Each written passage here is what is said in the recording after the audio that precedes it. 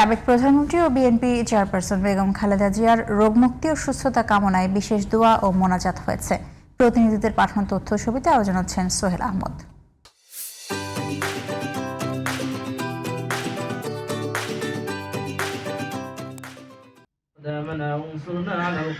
নারায়ণগঞ্জের রূপগঞ্জে বেগম খালেদা জিয়ার রোগমুক্তি কামনায় দোয়া ও ১ টাকার বাজারের উদ্বোধন করা হয়েছে। দুপুরে তারাবো পৌরসভার সাবেক মেয়র মাহবুবুর রহমান খানের ছেলে মাহমুদ হাসান খান সিয়ামের অফিসে দোয়া ও বাজার উদ্বোধন করা হয়।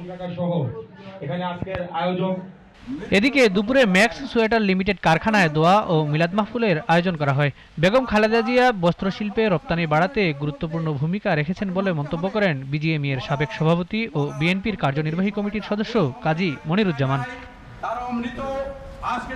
মঙ্গলবার দুপুরে চুয়াডাঙ্গা জেলা আইনজীবী সমিতি মিলনায়তনে জাতীয়তাবাদী আইনজীবী ফোরামের উদ্যোগে দোয়া মাহফিল অনুষ্ঠিত হয়।